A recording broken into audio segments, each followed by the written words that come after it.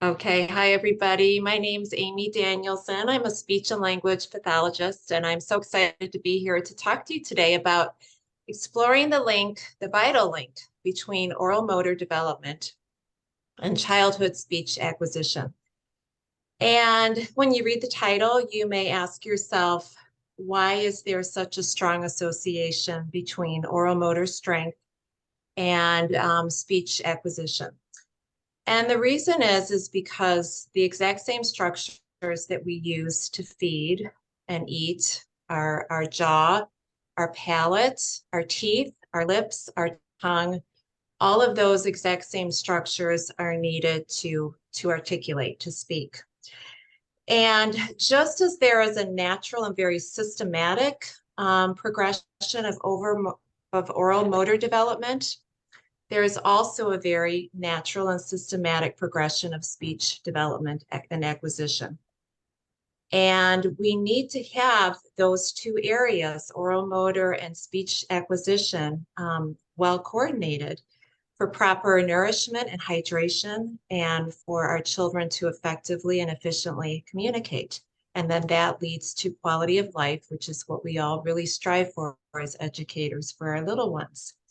But keep in mind that only adequate muscle tone and strength is needed to be a good eater and a good speaker. So it's not that our mouths have to be perfectly intact and full of strength. Adequate tone is all that is necessary. And yet, even though only adequate tone is necessary, perhaps you've noticed in your classroom a lot of immature swallow patterns or tongue thrusting. Maybe you've noticed pickier eaters. They have, maybe your children have a forward tongue positioning at rest, which would look something like they're mouth breathers, or kids surviving pretty much on a liquid or puree diet. Those pouches are becoming more and more popular, and kids are mainly drinking through sippy cups. And then in the older years with school age kids, we're noticing that children are having narrow and vaulted palates. So there's been almost an epidemic of expanders that orthodontists are putting into our children's mouths to expand their palate, the upper part of their bony structure. You're maybe noticing with older kids, poor dentition with overbites that kids are experiencing and presenting with. They have narrow swallows, and overall dentition and mouth breathing is really what we're seeing how this is affected. And then we ask ourselves, well, why is this happening? Why are our children having problems with swallow and immature swallows and tongue thrusting and just not pickier eaters, which then leads to poor speech development? Well, as I said in Seattle, if you were there when I was presenting, we're a very scheduled society, and we've also let ourselves, because of this, be a culture of convenience. And I don't want to point fingers at our kids' parents when I say that. I was one of those same kinds of parents where I let my kids drink from sippy cups or straws or anything that wouldn't keep them from making a mess at our kitchen table or in the car or what have you. And when you think about it too, the kinds of foods that are easy to prepare and quick to prepare are quick to eat, like our smoothies and our yogurts and our puddings and pasta and mac and cheese. And so we're not really allowing all the time our children to experience all those textures and consistencies that are so important in oral motor development. So let's explore that a little bit more now as we get into the presentation. It's really important that you as educators realize that it's not only what we put in our children's mouths to help oral motor development, but it's also equally important to be aware of what to keep out of their mouths during this time. So with that, we will begin with just a real quick look at what Communication Science and Disorders 101, just to kind of chunk and organize informations in your brain as far as what speech and language is all about. We are primarily today talking about speech. Speech are the sounds that we make with our lips, our tongue, our jaw, our palate, our teeth. We put those sounds together to make language, and language comes in three different components: form, meaning, and use, meaning grammar, vocabulary, and how we use our language to interact with others. Fluency is the rhythm and prosody of our speech. Fluency disorders would fall under this branch, such as one who stutters, and then voice means how we use our voice to ask a question, how we stress syllables and words to convey our thoughts.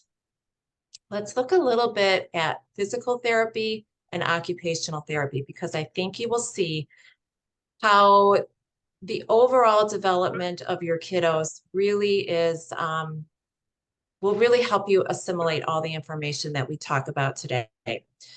So first of all, let's look at motor development: straight planes, lateral planes, diagonal planes, and rotational planes. And let's think about an infant. When we see a brand new baby, we see them lying on their back, and we see their motor movements go like this, front to back. Just they're not really moving side to side, front to back, front to back.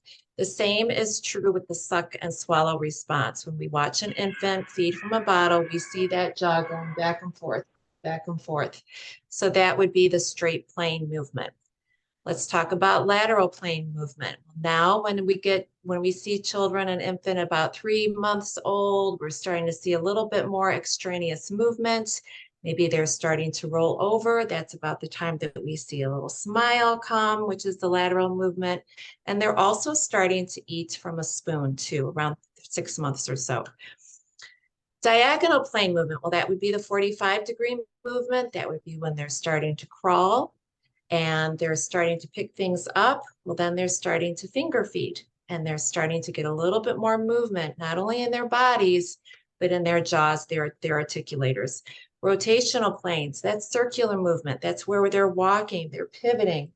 And that's when they are really truly eating from a spoon and a fork, and we're seeing some nice rotary movement. And even if you're eating your lunch now, if you feel your mouth going around in a circular movement, that's exactly what we want to happen for our children, as they're eating through different textures and consistencies.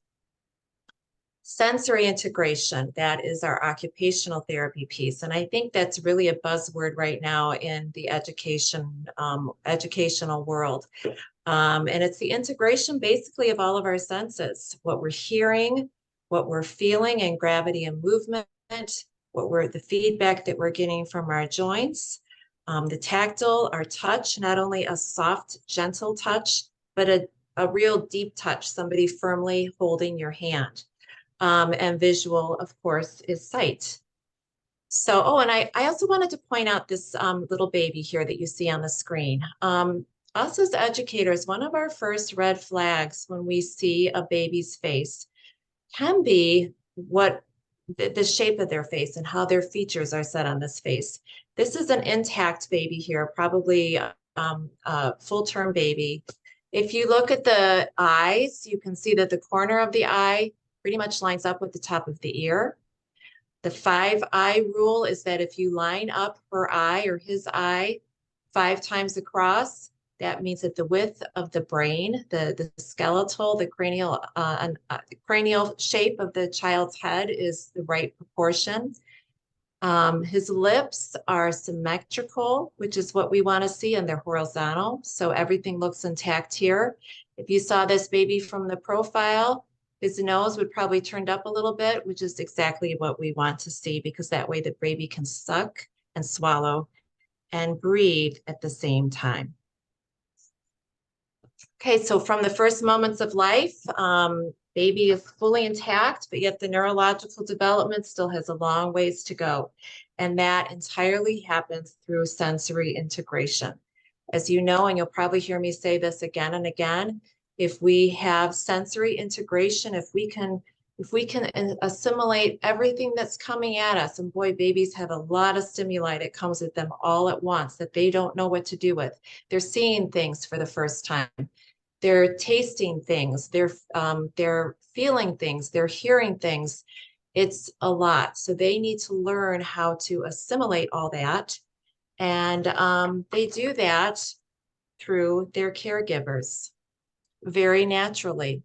Caregivers provide feedings, swaddlings, warmth and affection. All that helps them tremendously assimilate all the stimuli that's coming in. So then they, as a result, are able to interact with their world as well. Let's talk about feeding behavior in infancy. And again, this is where all that sensory integration is happening for our children. And you can see that beautifully turned up nose right here when this baby is sucking. The infant, there are two objectives in feeding behavior: nutrition and sensory integration. And you can understand that just through the visual part of seeing their caregiver giving them the bottle. They're tasting and feeling the milk. They're extracting the milk. That is sending information to joints in the jaw. The rocking of the baby gives the vestibular kinds of stimulation. So this is all very necessary. And the other part that I wanted to make very clear to you is that there is a time and a place for the suck. So sucking is extremely important in sensory integration, but here's the thing, there comes a time when we need to allow our children to stop sucking, whether it be on their thumb or a sippy cup or a pouch. So that's where we are headed. Okay, so very beginnings of speech development, you know, and if you think about it, when a baby is drinking from a bottle, their lips, tongue are all positioned in the placement to say the beginning speech sounds, such as P, D, you can see there on your slide. As our caregiver, we're giving them tummy time, so gravity's doing its thing to put their lips and their palates and their tongues all in the right place to start speech sound production, and the feeding is helping facilitate that. And a partnership is developing. So now as this baby here is a little bit older, sensory integration has happened even more. You see nice eye contact here between the baby and the caregiver. You see a little touch here with the baby trying to help feed himself or herself this bottle. So as a result, when the sensory integration piece really starts coming together, children can start interacting with their environment and start to become learners. So given all that, what's happening to our oral structures? I spoke a little bit about this. You can see this child. We're seeing, first of all, increased cases of failure to thrive, or children who are just almost looking malnourished. We're seeing these tongue thrust patterns where the tongue is forward here at rest. We're seeing cases of high vaulted and narrow palates. I want to talk a little bit about that. You know, the tongue is engineered, like I said, to do one thing and one thing alone that first year of life, really 6 to 9 months of life. And that is to extract milk from a nipple. Then that tongue needs to be able to do something else. And that is to be at rest in a child's mouth. And that tongue is so strong and so big, it literally expands the upper jaw, allows the jaw to develop, the lower jaw, and it allows the palate to expand, and which helps the overall face formation, nose development. So the bony structures need that tongue in place after 12 months of age to have all those things happen to those children's faces so that they get the proper jaw stability and even width and strength so that their teeth come in properly. And those things are all critical so that then they can eat properly and then they can speak properly. We're also seeing increased incidences of oral protectiveness, oral sensory issues, and picky eaters because our kids aren't really getting so much the spoon feeding and all the advanced textures and consistencies that they are needing in order to speak and interact. So as a result, mealtime is becoming more challenging and consequently less enjoyable, not only for the children, but the parents. Quality of life diminishes then as well. Okay, so moving on. Let's look at 6 to 9 month feeding milestones. And most of these you can see, I don't need to read through each of these, but what you're starting to see is that we're getting that lateral and graded jaw movement, which is what we want to see. We want to be able to see that child open up their mouth, take a bite from the spoon, and be able to extract that cereal off of the spoon and be able to manipulate it inside their mouth. It's really important that as during this time they're sitting, hopefully on their little rumps, and spoon feeding is at eye level and or mouth level. I have a feeling most of you have kids that are older than this in your classroom, so we'll kind of get through this. Basically, though, what I want you to see is that these things should be happening at a pretty early age, the 6 to 9 month. I love nosy cups and Dixie cups for this age because I can really make the Dixie cup form the bottom of their lip very well, so I can track how the liquid is going into their mouth. I love a nosy cup because the nose is cut out, and you can help keep the chin down, which is what we want our kids to do when they drink. We want their chins to stay down when they drink to protect their airway. Then provide chewing toys with supervision. And chewing toys are so important because this is a very interesting fact. If we don't use our teeth, our teeth will not erupt. So it's really important that we bite on something, whether it be a chewy toy or some kind of food, so that our children, their teeth come in, they erupt. So that's why chewing toys are so important, and that's why babies naturally put things into their mouth, not only to explore for that sensory integration, but they're also wanting their teeth to erupt. So that's important. The nice thing about chewy toys is that their jaws are stable, which is what we want. We want the jaw stability to increase. And if you listen, that's when children really start making their vowel sounds. And vowels are very important for children to learn how to make and differentiate between E, I, O, and U. And that is very much an important piece of the intelligibility of speech and how well our children are understood, vowel production. So chewy toys are really important. 9 to 12 month feeding milestones. They're starting to enjoy table foods. Textured foods can be really helpful at this point. And drinking via open cup with straw or recessed lid. I brought these cups in because I really feel these kinds of cups are fantastic for a preschool setting. This one is by Munchkin. And why I like it is you can pop off this top piece.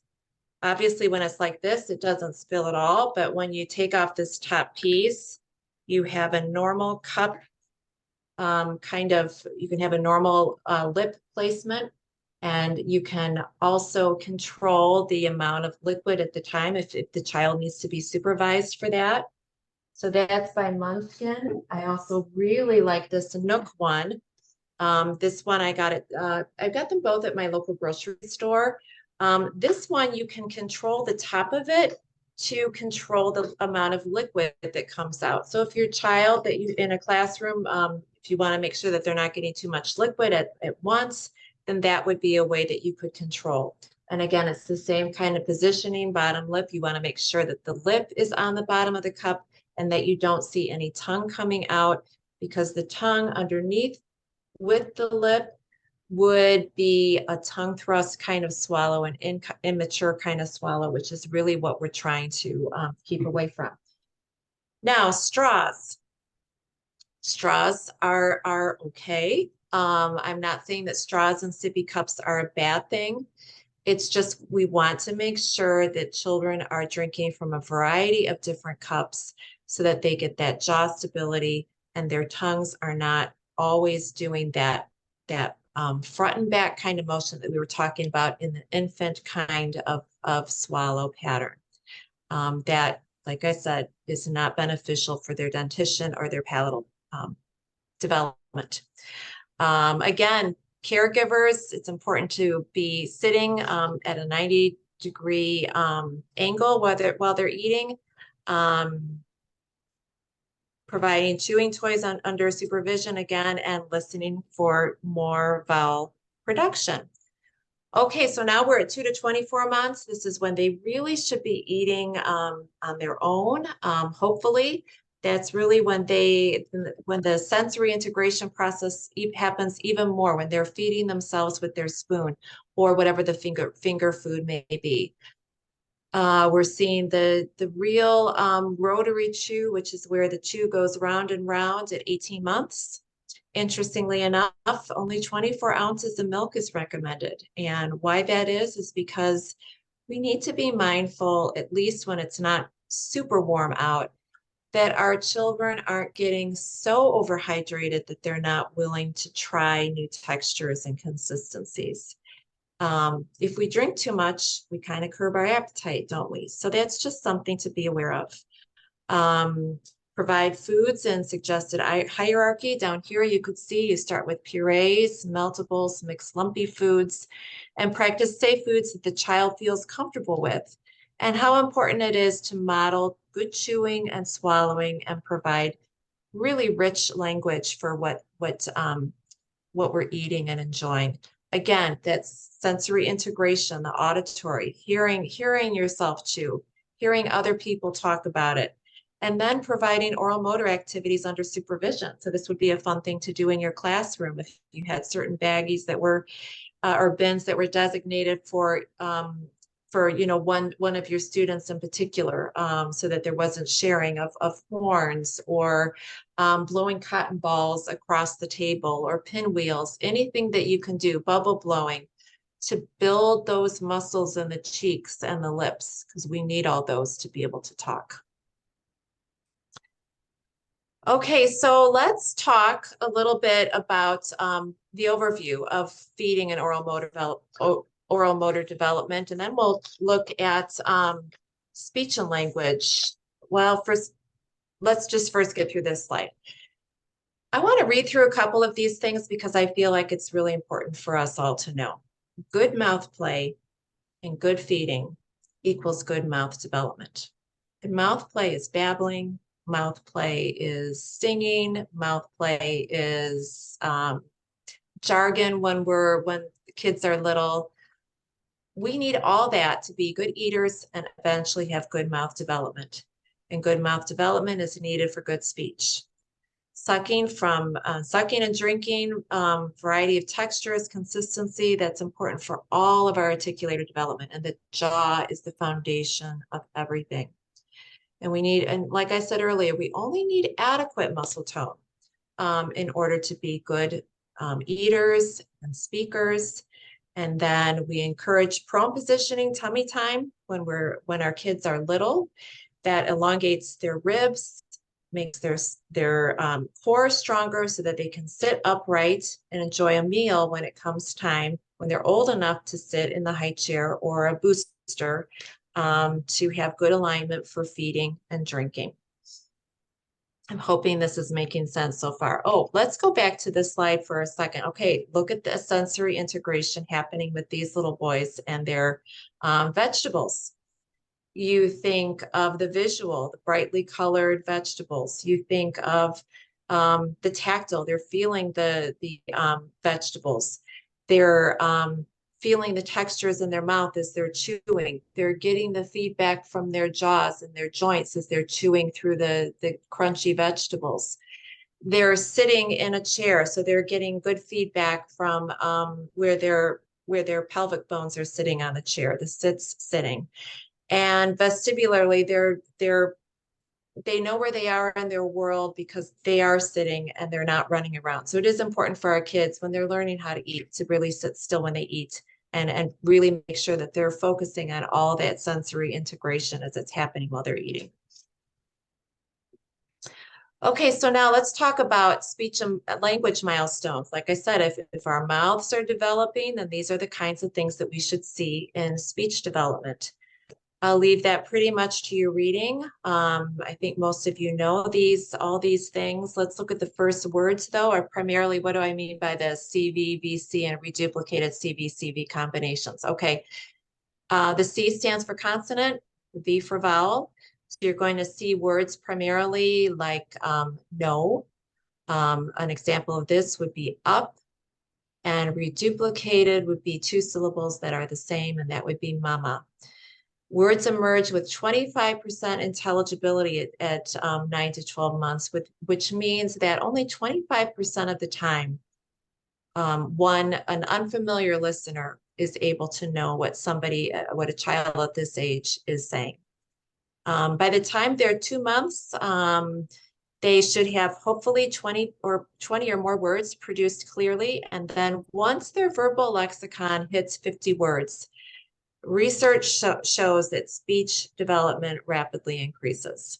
So that's what we're thinking. Those are the milestones for your little ones. I think most of you are probably, let's see here. I just want to make sure I'm doing this in the way that I want it. Okay. Let's talk about red flags at this same time in development. Red flags, they can engage in looking at the same thing with you, which is joint attention. They can engage in familiar songs or rhymes. They have a hard time following one-step directions. They're not using those early consonants if I come down here in those simple combinations, and they have less than a 50-word spoken repertoire, and they have an averted eye gaze, echolalia. So I think these things are pretty much things that you as educators know and can recognize. Let's look at 2 to 4-year-old speech and language development. Okay, so now we're a little bit older. This is, like I was about to say, this is where most of you are probably in your classrooms. By age 2, their speech should be understood 65% of the time, which isn't a lot, is it? By age 3, 70 to 80%, and by age 4, 80% intelligible. These are the sounds that we're hearing in their speech that are produced with acceptable accuracy. Notice here I have TW and KW, so instead of tree, you would hear twee.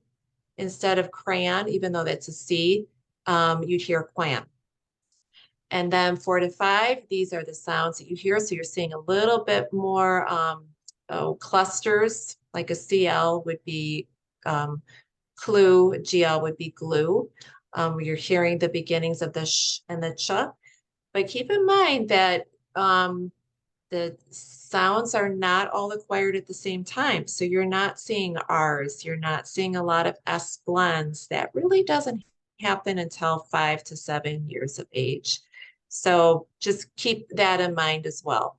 We're starting to see 2-word combinations, and we also should hope to see that their repertoire of spoken languages should have as many nouns as verbs. And if you heard me present in Seattle, verbs are a very important part of language development. We also would like to see some grammatical structures starting to emerge from 2 to 4, which would be the ing, WH questions, plurals, and past tense. And if the oral motor piece is developing well, they should have the articulatory strength to produce these sounds that I've listed. Okay, so here are some red flags in 2 to 4-year-olds. Those are pretty much, I'll leave to your reading. They're what you would expect, I would guess. I would probably have you really look at this, multiple speech errors, so that you have a hard time understanding a 4-year-old especially. And if they're only using language to label objects, a 2 to 4-year-old, especially a 3-ish and beyond, should be able to use language to request, engage, make a comment, or ask a question like, I'm hungry, I'm tired, I'm cold, can you help me, or I need help, or something. So they should be using language for a variety of different communicative kind of scenarios. Let's bounce back to food now. Safe choices for our kids to eat. I think you'll see that this is pretty self-explanatory. We're going back to 9 to 12 months and then 12 to 18 months. You see a variety of food groups here. Textures are getting more and more advanced as their articulators are developing. At 18 months, again, they should be getting that good, strong rotary chew and be able to traffic all that food that has different textures in their mouths pretty nicely and pretty accurately and safely and efficiently. And safe food choices for 18 to 12 months. Again, you're seeing more food that could be eaten by fork or a spoon, and food that, keep in mind too, it's important to introduce kids to different temperatures of food and a variety of different textures within the same mouth, within the same bite too. And between 18 and 21 months, again, we should try and stay away as much as possible from sippy cups. And I personally would not classify these as sippy cups. How I would, to me, the difference between a sippy cup and this kind of cup is the lip and the bottom jaw is really what's required to stabilize, to get that drink of water from the cup. You're not having a spout and you're not having a straw.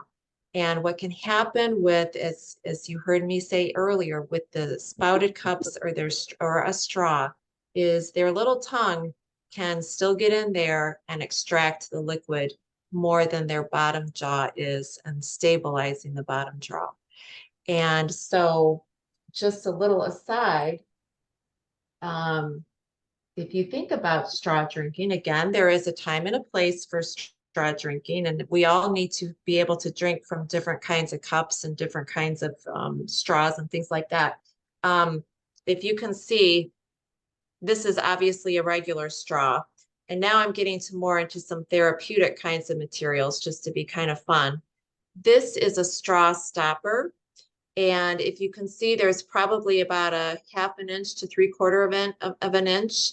And it's called a kind of a lip bite. So what we do with children to help them to learn how to use more of their jaw stability versus their tongue and sucking with their tongue, it's a lot harder to suck when this piece is shorter and they can't put their whole mouth and get their tongue involved. Eventually, the hierarchy moves to a very short little straw like that, and that's probably just a 1/4 inch. And that requires much more lip strength and jaw stability to drink from a straw that looks like that. I hope you were all able to see that a little bit through your screens. But that's how a speech pathologist would help one of your children to learn to suck from a straw using their jaw and their lips and not using their tongue. So 24 months and beyond, you know, again, we really want our children to be able to eat basically whatever we're eating. Drinking from consecutive swallows from a straw or from a cup. What do I mean by a consecutive swallow? I mean being able to take your cup either through a cup or a straw and being able to drink a couple of 2 or 3 times without stopping to having to take a breath. And that shows that their oral motor structure is able to traffic and tolerate that liquid safely and efficiently. Hopefully we want them to become a neater eater because they can chew with closed lips. One reason they are a neater eater is because their lips are strong and their lips can keep that food inside their mouth. We as caregivers, again, sits bone positioning for chewing and swallowing. That's what's most important, to track all that food where it's supposed to go. Providing all food groups. Thought this was kind of interesting. Provide age-appropriate proportions. So the rule is if you have a 1-year-old, 1 tablespoon of a little soft meat, 1 tablespoon of a little potato, 1 tablespoon of, a little size of a cracker or something. We have to be careful of not putting too much on our children's plates and making parents aware of that, because again, as I said earlier in the presentation, feeding is really how our little ones initially learn sensory integration. It started with the suck swallow response, and it moves all the way up through their maturational process. And so if we put a large amount of food in front of a child that first of all has eating issues, that's going to set their visual sensory integration into overload, because they think, oh my gosh, I've got all this food on my plate, I can't do it. And so then you may start to see some meltdowns. So to get back to age appropriate portions, so then obviously a 2-year-old would have 2 tablespoons of soft meat and potato, or whatever, the 2 tablespoons of pasta. Always good to continue to model chewing and swallowing with descriptive languages over mealtime or snack time, and then still provide those oral motor activities. So we've kind of been bouncing back and forth between speech and oral motor and speech. But my point is, I've been trying to integrate this with you as much as possible to show how oral motor development and speech development are so connected. So one thing we haven't talked about is red flags in feeding across the early years. And again, as educators, and I'm sure you know this, but I just want to say this to remind you, we always systematically introduce new foods and liquids under the supervision and guidance from the parents of the children, pediatricians, and or dietitians. So we're not obviously the ones to introduce new foods to our kids. It's something that our students, it's something that we have to talk about with parents first. And then I'm sure that's a guideline that you follow in all of your facilities. But what these red flags indicate in some capacity would be, first of all, a food allergy or some type of anomaly, facial anomaly, palatal anomaly, or some type of possible intestinal situation. So chronic constant spillage out of the nose or mouth or nose, especially nose at any age, is a red flag. The visible tongue thrust post 12 months is a red flag. Chronic constipation, laryngitis. Again, I can leave these to your reading, but it's just kind of good information to have at your fingertips when you are looking at what possibly could be a red flag. I would say if you are seeing some of these things, I would talk to your parents about it. Suggest that they then follow up with their pediatrician. If it's a situation that is, more of a facial anomaly kind of thing, then ENTs, ear, nose, and throat doctors could get involved. A speech pathologist absolutely could get involved. So that's, and sometimes an occupational therapist would have to get involved too if there's some type of sensory integration. Skin or abdomen concerns right down here at the bottom. Our skin is our largest organ, and our skin definitely will reflect what we're eating. And if our skin will become angry and become red and splotchy or high if there's something that is not agreeing with what a child is putting in their mouth. Bloating and constipation can mean a couple things. It can mean that the child, first of all, is not getting enough fiber in their system, and that comes through active chewing. And so we need that fiber in order to keep our gut safe. Bloating can indicate a food allergy. And so these are the things to keep in mind. What about our picky eaters? So I'm sure some of you have picky eaters in your classroom. And it's kind of the way I could respond to that may come to more of your question and our question and answer time. What I can say is these are some good rules of thumb. Try not to say take a bite, respecting no, and yet diverting attention. Once you give a child a food, it's theirs to claim it or not to claim it. And then, boy, again, an amazing time to use descriptive language while you're eating. Breaking food apart and really looking at it, especially if it's a kind of food that is a newer food. And it's not playing with food. It's simply really enjoying what God has given us and being thankful. And when we are thankful and enjoy it, we really are looking at the essence of it, the texture of it, the way it looks, the way it smells. Again, then we're waking up all the senses, and that's what we really want is this sensory integration. Encouraging parents to, if you're talking to a parent, if there's a counseling kind of situation, to introduce new foods at snack time when they're not super hungry. You know, that can be a time when there's not the stress of a meal that we want them to be hungry, but we don't want them to be so hungry that then it becomes a stressful time at the table. That's really what we're trying to avoid, stress at a dining table with family. And one thing that is kind of interesting but it really does work because I've seen it work not only with my own children, but kids that I've worked with. Sometimes our pickiest eaters love strong flavors.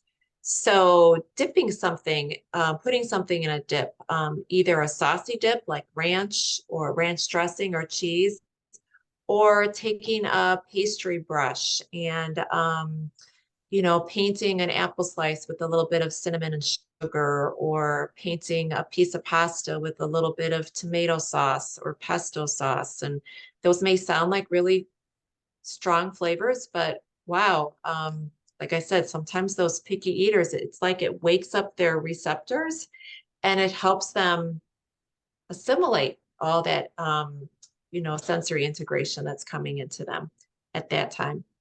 I had a daughter who, I have a daughter, when she was little, she loved the saying because she was one who enjoyed different textures and tastes, and she would say, "Oh, mommy, it's like a party in my mouth." And I always loved that expression of hers. I thought it was so sweet. So be aware of safe chewing and swallowing. Okay, and because then that could lead to of course choking, and we don't want that to happen. So again, just probably for your reading more than anything, but I think it's important to teach our kids good chewing, defining what well chewed means, turning up lights, slowing down. And again, in a counseling situation with parents, setting limits on siblings. I really like this one too, even though this may not happen in your classroom so much, but practicing spitting out extraneous items like seeds or pits or, you know, things that may get in a little piece of an apple. Being able to know how to spit that seed out, because that does take coordination of our articulators and our oral structure. And that's important to talk about that with kids. And then, you know, if we are good eaters and comfortable at the table and able to assimilate all the stimulation that comes as we're chewing and swallowing, and our speech then obviously is also developing, and then we're really able to sit at the table and listen and engage in conversation. And again, this is something that you could share with your parents, how important it is, even if it's just once a week, to sit around a table, be at eye contact with one another, talk about your day, problem solve, talk about the food, talk about what you're experiencing in your mouth as you're chewing and swallowing. It's a great time to take turns talking and around the table kinds of questions, something to chew on. When one person is talking, the other people are sitting and listening and chewing their food. So that's an important skill. So that's how you can see how both of these things, oral motor development, speech and language development, coming together, sensory integration is happening for both of those components at those very early ages from 0 to 5. Boy, then they're able to really sit and assimilate other things that are coming at them through learning, which happens obviously in your schools and beyond. So I'm not really going to get into resilience too much, but what I can say about resilience and more advanced kinds of speech and language development, again, if we allow our kids sensory integration at the very early years of feeding and speaking and all that's coming at them, if we teach our kids, if our kids develop those skills, then they're able to sit at a desk and learn. They're able to interact with those around them. They're able to hear a noise from the other classroom and look over quickly, but then able to integrate everything else going on and then being able to hone in right in on what the teacher is saying. So sensory integration is happening to us all the time, everywhere. I'm hearing ice cubes come from my freezer and I heard it and now I've tuned it out so that I can focus on what I'm saying. So it happens to us all the time, all day long. But children's early developing neurological systems need time to be able to learn how to do that. And like I said, the most natural process that can happen for our kids starts with the infantile suck and swallow and the coddling of parents and caregivers and the rocking and then the feeding of more advanced textures, which then leads to the better development of the oral structures, which leads to speech development and then language development and then interactive development when everything else comes together. So I think that's basically it. I mean, obviously, if we're well adjusted, we can assimilate well with our environment. We're better learners. We have better self-control. We engage in positive relationships. We're opportunity seekers. We're risk takers. We can self-monitor our behavior because we're able to bring ourselves back in, hone our limbs back in. If they feel like they're going all over, our heads going all over, we can hone it all in and be able to look at the person that we should be looking at, who's presenting, talking, teaching, what have you. Resilient people obviously live longer, more joyfully, engage in successful and professional lifestyles, and they're less prone to anxiety or depression. So you as preschool educators, not to put stress on you, but you've got a big responsibility, and good for you for taking the time out from your very busy days to come and listen to me. And I hope you learned something. I guess one thing that I wanted to say, and then I'll get to questions. Obviously these pouches are a huge thing. And I was in my grocery store yesterday and there literally was a whole aisle of pouches. Some are refrigerated, some, you know, the whole spiel. But boy, what I would do if I had a parent that sent their child with a pouch every day, I probably would squirt it into a cup and start spoon feeding with that child. And then there's a hierarchy of progression that you could go from there, but that would probably be the easiest and quickest way to try and get that child to have better jaw grading and get those articulators moving and get some tone in there. And yeah, so thank you. Amy, thank you so much for that. I found that absolutely fascinating. And I want to open this up until 2 o'clock is when we will end it. But if anyone has any questions, please ask it. And also, Amy, will you give your contact information that they could contact you if they think of something after this?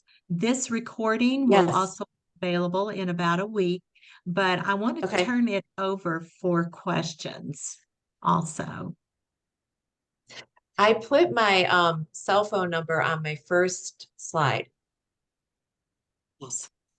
And so contact me through that first. And then if we need to, we can exchange emails and yeah, but you can either text or call me.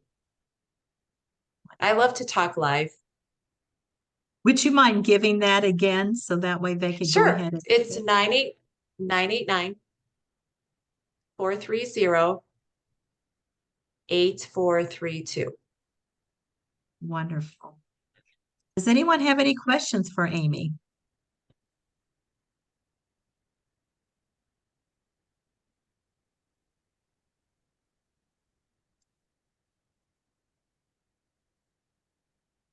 Okay, well, I am going to take that you definitely did a wonderful job and you covered everything so well.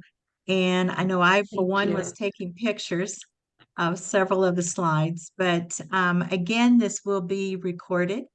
And thank you so very much. I see where there You're is, welcome. So then and I had one question.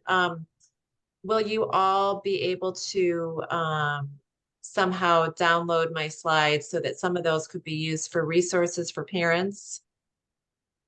Corey will have that available also. Okay. She will make all of that available. It will be about a week to a week and a half whenever that will be out. But we will have that available so that way you can watch this again. Or for those who registered knowing that they were not going to be able to see it at this time, then that way they can watch it when it's convenient for them. So once again, thank you. And we just hope you all have a fantastic rest